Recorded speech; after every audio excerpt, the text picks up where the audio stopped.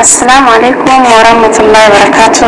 شكرا لكم جبتوتا في جلد انتوتا ماتي جيتو ورميا أنا أدفو باقي نكاها نفتن سنين جتا حرى فيديو تاكا نريد تديرني تنجرى إيقاكا هنجر ما تنوتين تحاسن جتو المو أفير راكينيا لايك شير سبسكرايب وتشودان يمرتو حاسنين جنا قافتني في ديبي سودا في تنجرى سنين جنا إيقاكا هنجر ما تنوتين يا ربي ذوك جاتنا غرغاري تقوى في معني دان قلبي نطاري وجي خير رتين ودرس عمري يا أفضل الصلوات من الله الباري على محمد مصطفى دمنتين جرا ما تنوجين تحاسن جتا قابلي قافتميتين تري سورة كما تسيتين تري رجع سورة سمت تسيبودا قافين قافتميسون ديبسيني تتروك يا فيفما كشو أهالي تي فيديو راب دبي مجاي وانتاني ركسانا سو كان ما والكبتي دي كما سينغا فدا كولين كيا أوروني غافي كفتني مما تجتوني غافي نوف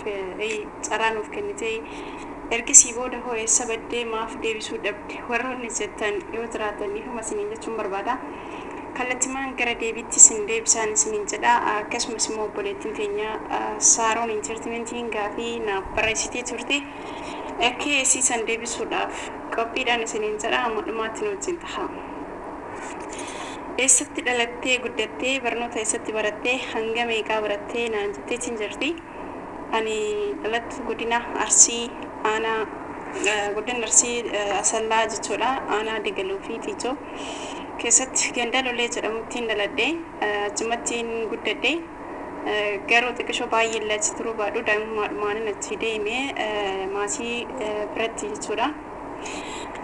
Kan inni harka caalaatti baradhe yookaan mootuu keessa ture asallaadha.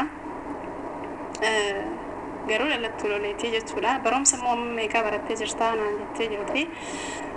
Xiqqoo barumsaan siqeetiin jira. Atuma deetti illee milkaa'u illee baadhuyyuu. Gaafin tun garuu tenshini keessa na seensiste jechuun gaabbii kiyya kan duraan na yaadachiiste jirti jechuu barbaadeeti. Kolleejjii seenee ture maatirikiin akkan barbaadetti naaf hin dhufne sababa saniif jecha dorgomee ture teeknika jechuudha leebisariidhaani. Eebba bira gahee biraa deeme. Wanti yeroo tokko tokko hiriyyaan keellee sitti fakkeessanii fi atillee osoo yaada hin godhatiin deemtu yeroo tokko turtee erga duubatti deetee yoo yaadattu seenaa sitti tahaa jechuudha. Akkasiin tahee jechuu barbaadeeti. Leebisariidhaan tureen dorgomee argadde bira gahee biraa deeme dipaartimentiin kiyyaa weebiingii ture jechuudha. Guys, homaa gochuu hin dandeenye garuu gaabbii natti ta'eera. Akkasiin isiniin jedha. Inni lammaffaani dhaloota kee keessatti wanti ati jaalattuu fi jibbitu maalidha? Wanti nan jibbu wanta safuu nama gaddisiisu hundumaa nan jibba. Safuu kan kee aadaa kee fi duudhaa kee wanta sirraa fageessu yookaan mootuu xiqqoo argitee hin jiraami. Namoonni tokko tokkoon faashinii jedhee wantoota garaagaraa hordofuudhaa fi aadaa fi seenaa keenya wanta nu gaddisiisu hordofna baay'een kenna jechuudha. Garuu wanta akkasii sanaan nan jibba. Hanga danda'e takka garuu guutuutti illee irraallee of eega jechuullee baadhuyyuu hanga danda'e takkatti garbina laafisitti wanta sanaan jibba jechuudha. Irraa hin balaaleffadha jechuudha. Wanti nan jaaladhu wanta aadaa keenan gaddisiisne safuu keenan gaddisiisne hundumaa nan jaaladha. Akkaataa isaatiin ilaalee wantuma hundaayyuu osoo ittiin seenin dura addaniin baafadhaa jechuun barbaada. Akkasumas immoo amantii kiyyaa waan wajjin wal qabatu wanta akkasiisan baay'een jaaladha jechuudha. Garuu baay'eedha osoo naasa'ee xiqqoo daqiiqaa natti dheeressa waan ta'eef kanumaan deebisa. Abduutti nama yuutuubii kana irratti eenyuun argitee beektaa osoo sobiin deebisii naan jettee jirti. Nama yuutuubii kana keessa ijoollee baay'ee wajjin nan taphadhaa nan galladaa jechuun amala taphadhee kolfuu nan qaba. Garuu namni eebtuudhaan na dhufee osoo sobiin deebisnaan jettee aduma sobiin sii deebisaa hin jiru jechuudha. Nama takkaayyuu eebtuudhaan argeen beekuu jechuudha. Yeroo maas kubbatti wal agarree wajjin kolfine wajjin taphanna malee namni anteeshin jedhee qalbii kee keessa kaa'ee eebtuudhaan argee hin jiru seen jedhaa saaroon hojii keenyaa iddoo Gaafii ajaa'ibaati. Haadhaa fi abbaa kee keessaa namni aarsaa baay'ee siif aarsaa guys sorry. Gaafiin shanaffaa araffaanii hayyuu tahuu moo biyya bulchuu filattaa naan jedhee araffaa son dubbisee shanaffaa bira deemanii ani kanin filadhu. Biyya bulchuu jechuun itiksii mataa isaa qaba. Wanta baay'ee seeraa fi heeraa naaloojikaalii waan baay'ee barachuu danda'u qabdaa, beekuu qabdaa. Biyya tokko kaatee akkanuma lafaa kaatee bulcha jechuun rakkisaadha. Kanaafuu dura osoo hayyuu ta'ee nama beekumsa gahaa qabu ta'ee beekumsa saniin nama fayyadu ta'ee irra filadha. Itiksii jechuun seera ulaagaalee baay'ee jira. Nama tokkoyyuu bulchuudhaaf waan tokko beekuun barbaachisaadha. Miti uummata biyya tokko jechuun baay'ee ulfaataadha. So ani osoo hayyuu ta'ee beektuu ta'ee beekumsa qabaadhee beekumsa dabalataa argadhee irra filadhaa jechuu barbaada. Haadhaa fi abbaa kee keessaa namni aarsaa guddaa kan falee yeroo baay'ee garaas nyaatu eenyudha jedha gaafiin itti aanu. Haadhaa fi abbaa kee keessaa namni aarsaa guddaa naaf kafalee garuu lachuu nan kabajaa nan jaaladha. Aarsaadha manaa kafalanii na guddisanii.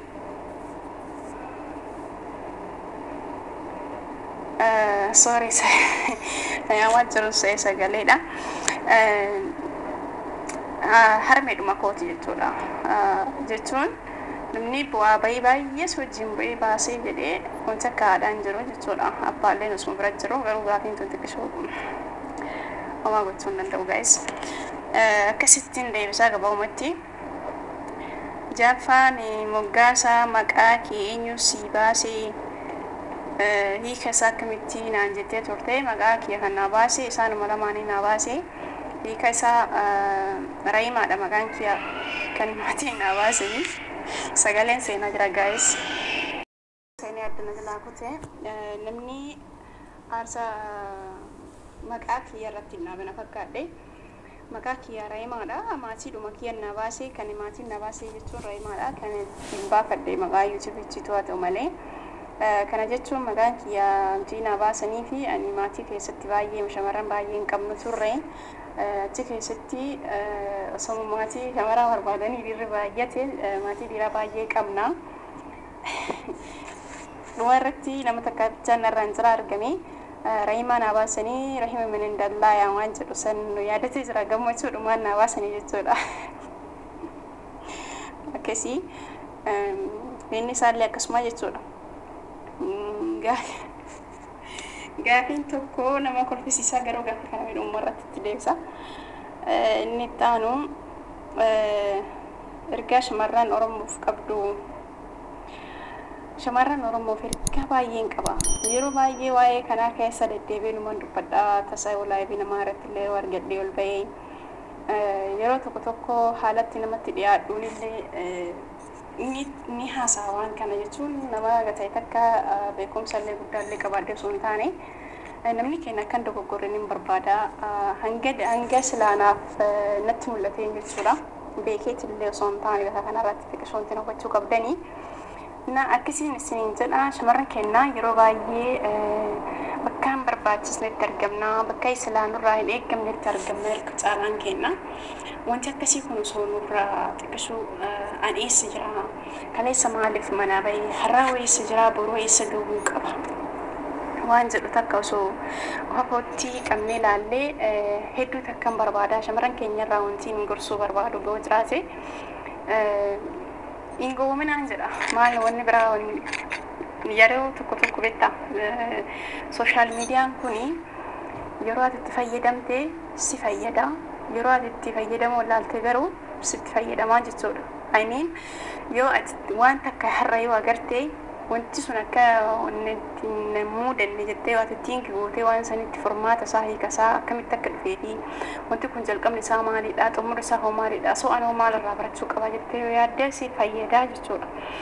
Wantuma kaleessa obboleettii keenya muudatee miidiyaa kanarratti suuraan isii viidiyoon gaa'e safuu hin eegganne safuu namaa cabsu wanti maatiin kee ittiin saalfatu wanta hamilee kan keessa cabsu hoo agartu. Atillee boru yoo guyyoomattee wanta akkasiisan irraa hubattu sitti fayyadame malee ati irraan fayyadamne jechuudha. So wanti akkasii kanarraa afaa qusannoo isiniin jedha obboleeyyan kiyya jechuuni akkuma nama takkaatitti yeroon taa'ee xiqqishoo si yaadu yeroo tokko tokko dhugaa dubbachuudhaaf baay'ee na aarsaa maaliif beekeet illee miti walirraa barachuun barbaachisaadha fakkeenya wal godhachuun barbaachisaadha obboleeyyan keenya shamarran yeroo baay'ee keenya kan ba'u keessumaayyuu shamarran Oromooti intala Oromoota akka tuuzee hunda ol bahee bu'a malee jira kaabanii nagartu waan ajaa'ibeessa akka isaanii san ta'uu qabna jechuu osoo hin taane naawolojii guddaa horachuu qabna achi fageessinee footti yaaduu danda'uu qabna waan jedhu sammuu biyya keessa na dhufa yeroo tokko tokko jechuudha. So kanaafuu obboleeyyan keenya warreen suuraa keessan nama hin taanetti hirkitanii nama wajjin waan hin taane hojjettanii wal barachuun nama akkuma jirutti ta'ee nama wajjin wal barachuun akkuma jiru ta'ee ismaayyuu telefoonni kuni sooshaal miidiyaan babal'atee onlaayiniin babal'ate kuni nu fayyades nu miidhes nu fayyadames osoo nutti fayyadamne harka caalaa nutti fayyadamaa jira jechuun ni danda'ama karaa kanaan yoo ilaalu jechuudha. Garuu kallattii biraatiin immoo nu fayyadeera. Kallattii biraatiin yoo ilaallu immoo kallattii akka shamarran keenya kanaa fi sii kana wajjin yoo qabsiisnee ilaallu nutti fayyadame jechuudha nu miidheera jechuudha. Kanaafuu akka akkas hin taane eenyummaa keenya maalummaa kaleessa manaa baaneef eessa akka jirruu fi har'a eessa akka jiruu fi kaleessa keessa jiru yoo beenne har'a keessa jiru beekuun dirqama. Har'a keessa jiru yoo beenne immoo borummoo eessa akka deemu billee beekuun dirqama jechuudha. Tiinki godhanii wal hunda ilaaluun barbaachisaadha. Osoo ittiin deemin duraa jechuu barbaadeeti. Kanaafuu dubbiin isinitti dheeresseetiin jira dhiifama. Xiqqashuu dubbii kana keessa yeroo seenu yeroo baay'ee haasa'u tiinki jechuun yaada keessa na seensisaa waan ta'eef dhiifama isiniin jechuun barbaada. Kanaafuu of haa barruu eessa akka jiru kaleessa shamarran Oromoo jechuun shamarran biyya Arabaa jedhan maqaa walitti nama qaba. Bakka kana jechuudha. Maaliif fannacha tokkochootu foomulaa jessaa jedha Oromoon. Maqaa nama takkaatitu shamarran Oromoo warra biyya alaamu warra shamarran alaamu namaan jedhan. Keessa namaan beektu keessa qabattee nama alaatti jedha. Asumaan asitti jechuudha. Garuu maalidhaaf jedhe beektu? Maqaa nama takkattiitiif jecha hunda isaanii wanta isaan keessa jiran osoo hin beekin walitti qabamnee maal jedhamna arrafamna jechuudha. Guys, bakka kanatti xiqqashoo namatti dhagahama dhugaa rabbii. Kanaafuu kaleellee yeroo maatii keenya biraa baanu an daa'ima an xiqqashuu an guddoo osoo hin jenne of dandeenyee jiraachuu qabna. Of dandeenyee maatii kiyyallee jijjiiruu hin qabna jennee manaa baana. Gaafa as geennu garuu maatii sanuu dagannee kan nuti harka laannu kan biraa kan maatiin keenyatti nu eegan kan biraa kan hojjennu kan biraa ta'uu hin qabu guys. Of beekuu qabna of danda'uu qabna hangan dhiirratti yoo makamne harka keenya nu san caalaa yoo yaanne karoora ilaa fi ilaamee dubartiin baastu dhugaa dubbachuudhaaf of jechuudhaaf osoo hin taane dubartiidha waan taateef dubartiidha dhaabbatti jechuu osoo hin taane hanga dhiirri yaadee gadi fageenyaan hin jenne caalaa yoo itti yaadde kan baasu dubartiidha. Akkasiin isiniin jedhama warri dhiiraa garuu dhiifama naa godha. Kanaafuu osoo hin dheeressini gabaabumatti bakka kaleessa jirruu fi bakka har'a irra jirruu fi bakka boru nu eeggatullee adda baasnee waan sadiin kana beekuun duratti dirqama. Of hin dagatinaan isiniin jedha obboleeyyan kiyya kanumaan isinii dhaama. Hin gowwommatiin addaftanii harkaan laatinaan isiniin jechuun barbaada. Gaafiin kun baay'ee na haasofsiistee jirti natti tolte gaafiin tun akka badaa waanuma duraayyuu irraa dubbachuu barbaadu waan ta'eef galatoomis siin jedha sisterii kiyya. Okay, gaafiin itti aanu jaalala biyya qabdu jecha takkaan ibsi jecha takkaan jaalala biyya akkamitti ibsuu hin danda'amu waan danda'amu jaalala biyyaa jechuun waan guddaadha. Biyya ofii biyya malee hin tolanii jaalala biyyaa ibsuun immoo baay'ee ulfaataadha jecha takkaanii garuu biyyan qabdu yoo siin jedhan si miidha.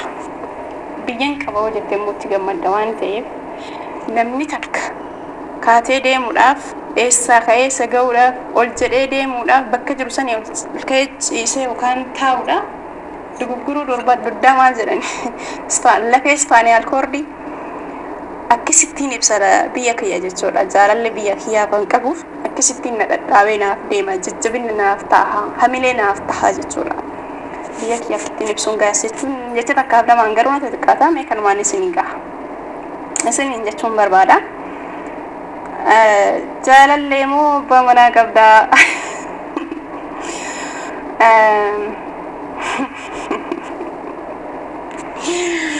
قافي تنقول لزيزة جرتي قافي تنقول يا براتي تسيدي بشا ساعتي نتديرتي كنزرا دقيقة نتديرتي جرتي إيجا خا كبجمتوتا في وردفتوتا ماتي جيتو أرميا أنك سنو جنتوري رايما أرسوت أنجامات نو جنتروكي سنيف قدانا فكالتو ما سنين سلا دوغو غورة تروفي hanqinni turullee immoo akkuma viidiyoo kana dhaggeeffattanii baatanii komentii kaa'uu hin dagatinaa isiniin jecha amma ammaatti na wajjin turtanii na dhaggeeffachuu keessaniif erga ibsaadhaan galanni keessan bilisummaa haa ta'u isiniin jechuun barbaada. Horaa bulaa deebanaa.